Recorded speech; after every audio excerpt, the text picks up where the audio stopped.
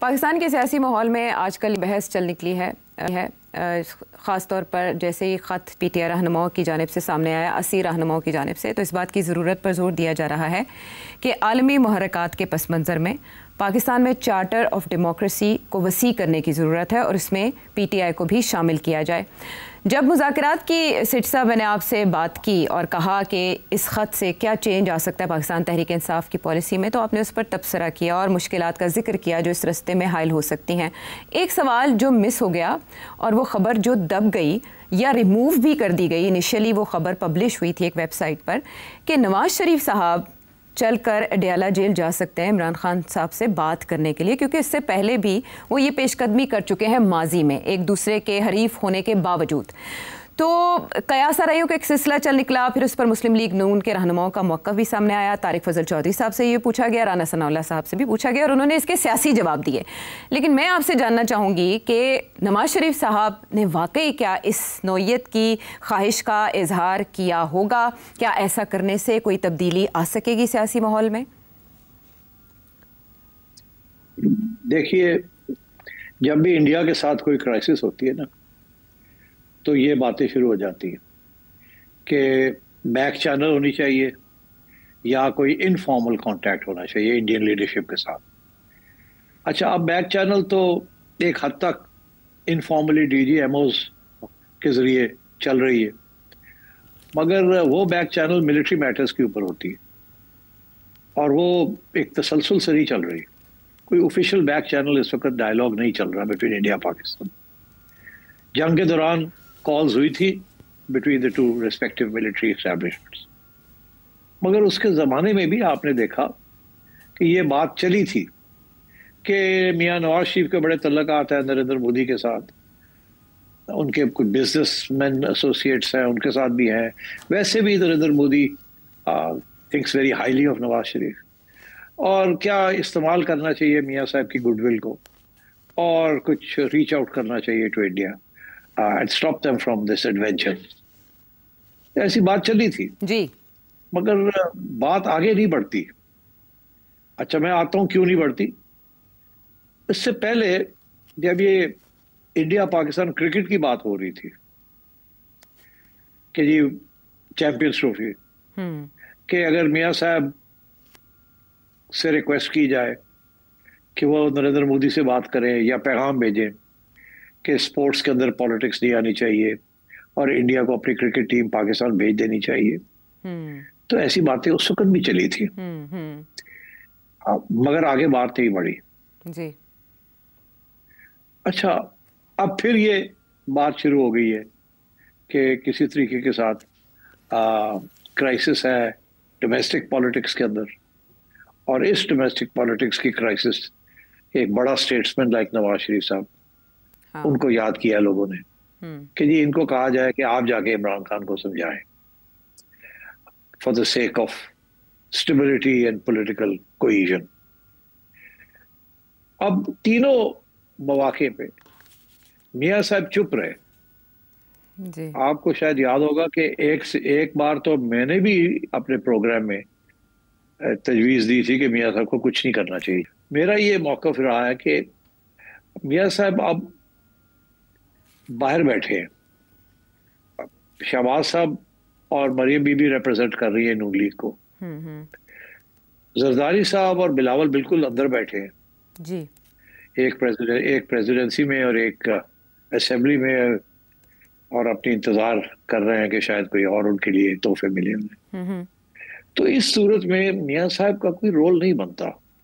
अच्छा, और स्पेशली इसलिए कोई रोल नहीं बनता कि ये जो मुश्किल प्रॉब्लम्स हैं, अगर मियां साहब इसके अंदर हाथ बटाते हैं, अंदर आते हैं और कामयाब नहीं होते जी, तो फिर ये रिबाउंड कर जाएगी बात। इसलिए ये जो इस किस्म के जो इश्यूज हैं, इनको देखना ये है कि क्या मियां नवाज शरीफ की पर्सनल डिप्लोमेसी के साथ इस किस्म के स्ट्रेटेजिक इश्यूज बिटवीन कंट्रीज क्या वो हल हो सकते हैं कि नहीं। और मेरा ये हमेशा मौक़िफ़ रहा है कि नहीं हो सकते ऐसे। यहाँ तक कि जब मियां साहब प्राइम मिनिस्टर भी थे और उन्होंने कोशिश की थी कुछ सॉफ्ट अप्रोच लेने की, जी। तो बड़ी रेजिस्टेंस आई थी from with in the establishment. तो मेरा ख्याल है कि ये गुड़ियां उड़ाई जाती हैं। ख्वाहिश होती है कि शायद Elder statesman like Nawaz Sharif can prevail, but मेरा ये ख्याल है कि ये इस पे कोई वजन नहीं होता, क्योंकि अगर किसी ने कोई रोल अदा करना है तो या शहबाज शरीफ साहब करें या फील्ड मार्शल साहब करें या उन फील्ड मार्शल साहब के कोई नुमाइंदे करें। अब मियाँ साहब तो फील्ड मार्शल साहब के नुमाइंदे नहीं है ना, तो इसलिए मियाँ साहब को इस किस्म के मामलात के अंदर खींचना मेरा ख्याल है मुनासिब नहीं है। जहां पावर है वही पावर को एक्सरसाइज करना चाहिए, जहां पावर नहीं है वहां वो क्या एक्सरसाइज करेंगे पावर। कल को मियाँ साहब जाके और कोई ऑलिव ब्रांच पैगाम भेजते हैं और आगे से ना हो जाती है, बिकॉज वो आगे से कहते हैं जी क्या गारंटी है। तो इसलिए आई डोंट थिंक इस किस्म की चीज में कोई वजन होता है। अलबत्ता बहुत से लोगों की ये ख्वाहिश होती है, ये मैंने खुद देखा है। मियाँ साहब के साथ जब लोग बैठे हुए होते हैं तो मैंने सुना है खुद कि मियाँ साहब और तुसी कुछ करो ना, ਤੁਹਾਡੀ ਗੱਲ तो सुन लेंगे हो, तुसी बड़े हो, तुसी करो, आगे बढ़ो, तुसी करो। तो वो सुन लेते हैं, मगर वो I don't think he is ever been interested. मैं आपको एक और छोटा सा इशू बताता हूँ। जब मैं चेयरमैन था क्रिकेट बोर्ड का, तो हमारी कोशिश थी किसी तरीके के साथ इंडिया जो है वो हमारे साथ क्रिकेट खेल ले। और एक ऐसी स्टेज आई थी कि यहाँ उनकी फॉरेन मिनिस्टर सुषमा स्वराज आई थी यहाँ जी, और वो एक दिन के लिए आई थी। तो मैंने रिक्वेस्ट किया मियाँ साहब को कि अगर आपकी सुषमा से कोई 2 मिनट भी बात हो तो जरा उसे कहिएगा कि जाके नरेंद्र मोदी को कहे कि क्रिकेट को प्लीज चलने दें जी। तो आगे से जवाब ये मिला था कि मुनासिब नहीं है, ये मौका नहीं है जी।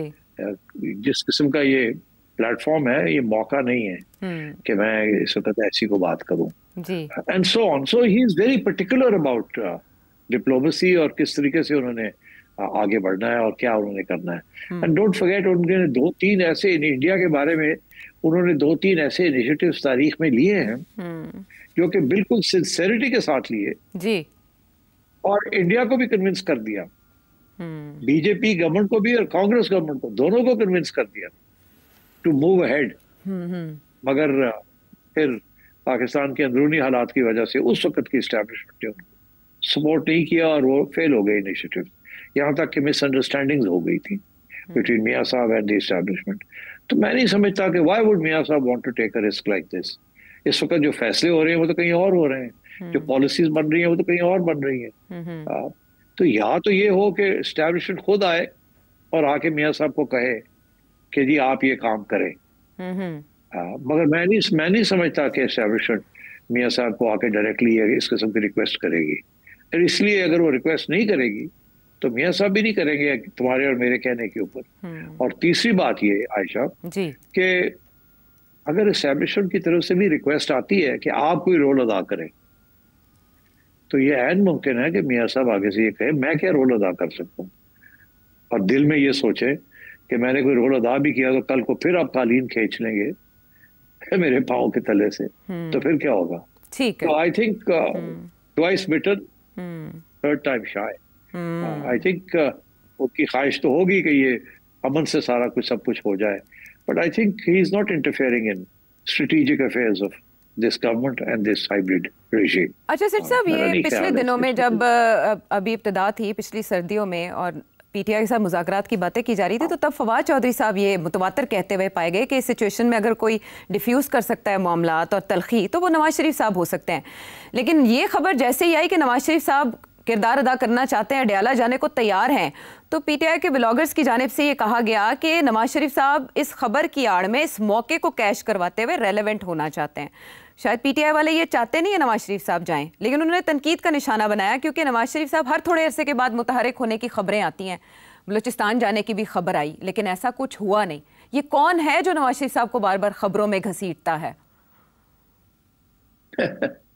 हो सकता है नून लीग वाले खुद ही हों, उनके जो चाहने वाले हैं कि हमारा ग्रेट लीडर जो है वो थोड़ा साइडलाइन हुए हैं। बड़े लोग हैं ऐसे, मैं जानता हूँ इनको। वो जब मियाँ साहब को मिलते हैं तो हमेशा यही कहते हैं कि बड़ी ज्यादती हुई, ਤੁਹਾਨੂੰ बढ़ना चाहिए ਸੀ चौथी बार ਸਾਡੇ ਨਾਲ ਹੱਥ ਹੋ ਗਿਆ, ਤੁਸੀਂ ਬਿਲकुल ਇਹ ਹੁਣ ਕਰੋ, ਤੁਸੀਂ ਇਹ ਕਰੋ, ਤੁਸੀਂ शहबाज ਨੂੰ ਇਹ कहो, ਤੁਸੀਂ मरियम ਨੂੰ ਇਹ कहो, ਤੁਸੀਂ ਇਹ करो।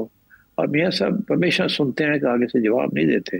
और I know what he thinks, you know, he is given a free hand to Maryam, he is given a free hand to Shahbaz, he doesn't want to interfere। I think उनको एक ये भी है अब, he's come to terms, जिसे कहते हैं ना अंग्रेजी में, उन्हें एहसास हो गया कि ये third innings was the last innings, अब उनका टाइम नहीं है, अब किसी और का टाइम है। तो इसलिए वो ही is very clear in his own mind के इनको चलने दें, इनको करने दें, इनका वक्त है अब ये। मगर मैं ये आपको बता दूं, इमरान से बड़े मायूस हैं, बिकॉज उनका ये ख्याल था कि इमरान इज डेमोक्रेटिक शुरू में। अच्छा। उन्होंने शुरू में इमरान को बड़ी हेल्प भी की थी और कुछ नरमी भी थी उनके दिल के अंदर। मगर इमरान खान ने जिस तरीके के साथ टारगेट किया है नवाज शरीफ साहब को और उनकी फैमिली को, और जिस तरीके का रवैया किया है when he was in power, it's very difficult to forgive him for that. So I think यही प्रॉब्लम रहा है इमरान खान का। सऊदी किंग के खिलाफ भी जाती तौर पे फजूल बातें की, हमारे फील्ड मार्शल साहब के खिलाफ भी फजूल बातें की जाती तौर पे, बाजवा साहब के खिलाफ भी फिर जाती तौर पे फजूल बातें की, मियाँ साहब, शहबाज साहब, मरियम बीबी, ये जातियात पे उतर आते हैं। और यू नो, और नरेंद्र मोदी के खिलाफ भी जातियात पे। नवाज शरीफ ने आज तक किसी सियासी लीडर को, डोमेस्टिक या फॉरेन, कभी जातियात पे नहीं उतरे, कभी उन्होंने जाती अटैक नहीं किया कि तुम रेसिस्ट हो या तुम ये हो या वो। Is always polite distance, that's his personality. इसीलिए तो मेरा ख्याल बहुत से लोग उन्हें पसंद करते हैं कि तबीयत उनकी बड़ी अच्छी है। तो मगर खान साहब तो, और खान साहब के फॉलोअर्स भी जो है, माजूर के साथ ये कहना पड़ता है कि ये सारा जो माहौल खराब हुआ है, ये कुछ ऐसे लोग हैं इनके अंदर, सारे नहीं, कुछ है जज्बाती किस्म के, हॉट हेडेड, सेल्फ राइटियस लोग। मेरा ख्याल है नए उनको सियासत आई है और वो समझते हैं कि they are the inheritors of this country. वो मिडिल क्लास में होता है, जब भी मिडिल क्लास उभरती है तो इसी किस्म की तारीख में भी मैंने ये पढ़ा है कि मिडिल क्लास जब उठती है और तो बड़ा गुस्से में उठती है। इनफैक्ट यूरोप के अंदर तो जो इनकलाब आए हैं, जो डेमोक्रेटिक इनकलाब जो आए हैं या फाशिस्ट इनकलाब जो आए, दोनों, या कम्युनिस्ट इनकलाब जो आए, all led by the middle class, communist, fascist and democratic. तो हमारे यहाँ अभी तो कुछ इस किस्म की चीज चल रही है ना। पीटीआई अगर डेमोक्रेटिक हो जाए या खान साहब के जमाने में हो जाती तो हम कहाँ के कहाँ पहुंच जाते। बट नो, खान साहब इंतकाम पे लगे हुए थे और पता नहीं क्या समझ रहे थे अपने आप को। ठीक है। अच्छा सिर साहब, जैसे आपने कहा कि नवाज शरीफ साहब ने हकीकत तस्लीम कर ली है, इन अ वे हालात एक्सेप्ट कर लिए, हकीकत से समझौता कर लिया है, लेकिन जावेद हाशमी साहब ने जैसे ये ख़बर आई कि नवाज शरीफ साहब एक्टिव हो रहे हैं या चौधरी निसार से शहबाज शरीफ साहब ने मुलाकात की, तो उन्होंने सारा माजी बताया कि नवाज शरीफ साहब कैसे इक़्तिदार में आने के लिए लोगों को इस्तेमाल करते रहे या चौधरी निसार का रोल क्या रहा। और उन्होंने उसमें ये जुमला भी कहा कि जब शहबाज शरीफ साहब बतौर वज़ीर आज़म बैरून मुमालिक दौरे करते होंगे तो नवाज शरीफ साहब के दिल पर क्या गुजरती होगी। तो इन अ वे वो ये कहना चाह रहे थे कि शायद चौधरी निसार का दरवाज़ा इसलिए खटखटाया गया है कि वो दोबारा से जो पॉलिटिकल स्पेस है नवाज शरीफ साहब के लिए वो वापस लें या नवाज शरीफ साहब वापस इक़्तिदार में आना चाहेंगे। अब ये जो दो खबरें आगे पीछे आई, चौधरी निसार वाली और नवाज शरीफ साहब के किरदार अदा करने वाली, इससे तो ऐसे ही लगता है। नहीं लगता ऐसे, मगर है ऐसे नहीं है। लोग तो मैंने कहा ना 2+2 करके 22 बना देते हैं। और हाशी साहब is been out of the picture. Hashi साहब को पुराने ज़माने याद है, और जैसे मैंने कहा पुराने ज़माने ऐसे ही थे जैसे हाशी साहब कह रहे हैं। फिर जैसे मैंने कहा कि नवाज शरीफ साहब ने बहुत रास्ता तय किया है, बहुत कुछ सीखा है, और स्पेशली जब वो एग्जाइल में थे, इसीलिए तो चार्टर ऑफ डेमोक्रेसी की तरफ बढ़े। तो फिर जाहिर है रास्ता वो वही रास्ता, वो उसी पे चल रहे हो। मगर रास्ते में 1-2 दफा स्लिप अप भी हुए हैं, मेमो गेट के ऊपर स्लिप अप हो गए एंड सो ऑन। और फिर जब ये एक्सटेंशन की बात आई बाजवा साहब की, तो ये अपना मौकफ अपने लोगों को नहीं बनवा सके। इन्होंने कहा कि नहीं, आई डोंट थिंक, हमें नहीं करनी चाहिए ये बात। मगर बाकी लोगों ने कहा नहीं, हमें तो मौका मिल रहा है तो हमें भी आगे बढ़ना है, और ये पॉलिटिक्स इसी को कहते हैं। तो चुप कर गए, क्योंकि वो नहीं चाहते थे कि वो अपना मौकफ जो है वो इंसिस्ट करेंगे नो। तो उन्होंने कहा यार अब ये कर रहे हैं तो ठीक है, फिर अब कर ले। But I remember privy to this party, मुझे पता है, वहां था मैं जब मियां साहब ने समझा it's not a good idea, but Khawaja Asif और शहबाज शरीफ वगैरह ने ये कहा कि नहीं ये करना है हमने, इसके बगैर चारा नहीं है, ये नहीं है, वो नहीं है, एटसेट्रा एटसेट्रा एटसेट्रा। तो कभी कभी साथ भी चलना पड़ता है, कभी लीड करना पड़ता है, कभी फॉलो करना पड़ता है पार्टी के सेंटिमेंट को, and so on. So this is what's happened. सवाल असल में ये था कि नवाज शरीफ साहब के दिल में अब भी ख्वाहिश है वापसी की प्रेसिडेंसी में या किसी तरह इक़्तिदार में, या वो रिटायर्ड समझे हम? आप रिटायर्ड समझे, मुकम्मल रिटायर्ड, सियासत से किनारा कशी और किसी भी तरह का रोल वो अदा करने के सियासत से किनारा कशी नहीं। अच्छा, सियासत से किनारा कशी नहीं। अच्छा, बिकॉज यू सी शहबाज साहब हर हफ्ते मिलते हैं उनको, मरियम हर रोज मिलती है, घर में बैठते हैं जब खाने के वक्त शाम को। अच्छा, मरियम 5-6 बजे वापस आ जाती है, मियाँ सब जल्दी खाना खाते हैं, 6 बजे तक खाना खा लेते हैं। अच्छा। तो मरियम और बच्चे सारे वहाँ होते हैं सब, और उस वक्त कुछ गपशप भी होती है, मियाँ सब कुछ पूछते हैं, अच्छा कि ये क्या है, वो क्या है। मरियम उनसे पूछती है कि अबू जी आज ये हुआ, हम ये सोच रहे हैं, ये कर रहे हैं, वो कर। मैं एग्जांपल देता हूँ आपको कि एक दफा मुझे भी खाने पे बुलाया था, तो मैं बैठा हुआ था, तो मरियम भी आ गई, सब बैठे हुए थे फैमिली वाले। तो उसमें यही बात आई कि ये जो इजेक्टमेंट्स हो रही थी इंक्रोचमेंट्स के ऊपर, अच्छा। आपको याद है पंजाब में पंजाब गवर्नमेंट ने, जी जी बिल्कुल, तो उसके ऊपर बड़ी सख्त कार्रवाई हो रही थी, लोग रेडियां शेडियां इधर उधर, चलो जी चुको चुको साफ करो सड़का ये वो, और दुकानें जो हैं जो इलीगल बन गई थी, बाहर आ गई थी वरांडास के अंदर सारे। तो उसमें तो मुझे याद है मियां साहब ने कहा कि मरियम जरा ख्याल रखना कि ये जिन लोगों के साथ जिनको आप क्लियर आउट कर रहे हैं उनके लिए मेक ऑल्टरनेटिव अरेंजमेंट्स, ये नहीं कि उनको अब उनकी बेरोजगारी हो जाए या वो उनकी रोजमर्रा की जिंदगी खराब हो जाए। ठीक है, you clean up the place, मगर प्लीज मेक अरेंजमेंट्स के। तो मतलब है इस किस्म की, हाँ जी अबू जी बिल्कुल जी करेंगे जी।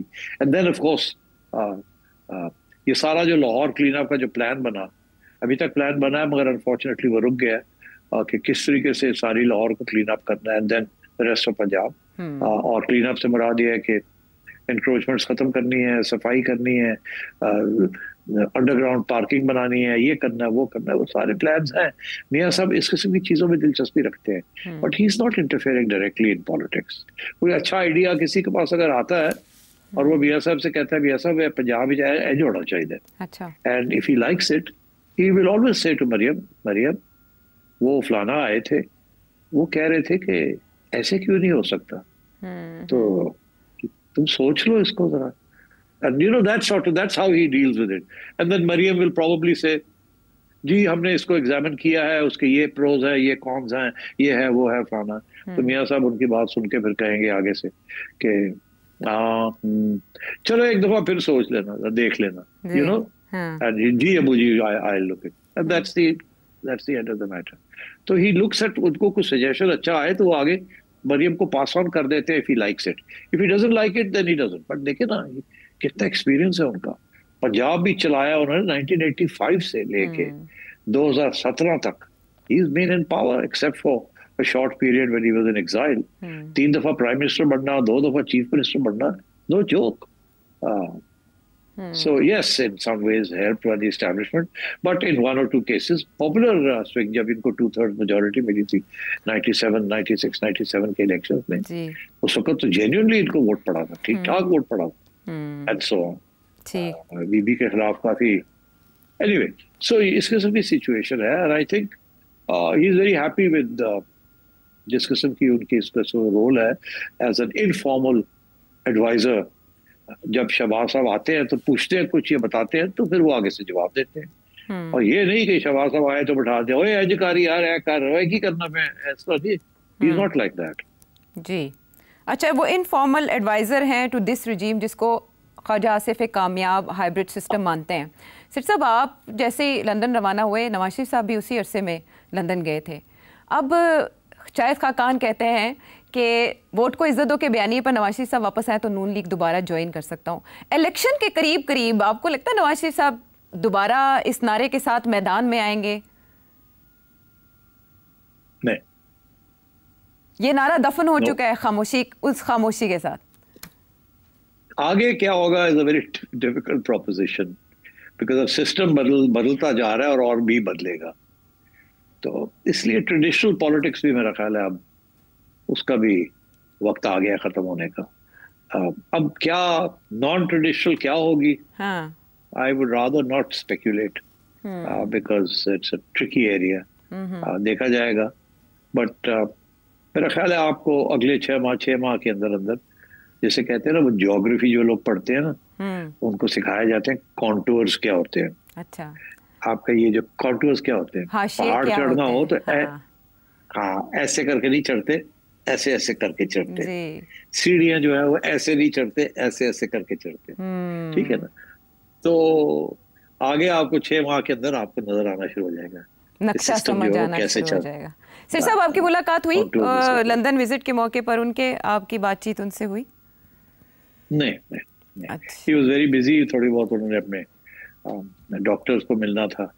उनके जो डॉक्टर हैं वो इटालियन डॉक्टर हैं उनके। अच्छा। जो पहले तो यहाँ लंदन में रॉयल ब्रॉम्पटन में थे, जिन्होंने उनका हार्ट का सारा किया है, देखा है। अच्छा। और फिर वो चले गए वापस इटली, और महीने में या 2 माह में 2-3 दिन के लिए एक दफा आते हैं। तो इसलिए जब भी मियाँ साहब ने उनको मिलना हो तो वो कोऑर्डिनेट करना पड़ता है थोड़ा बहुत कि वो डॉक्टर आए हुए हैं, और फिर अपॉइंटमेंट मिलके तो मियाँ साहब उनको मिलते हैं फॉर अ चेकअप।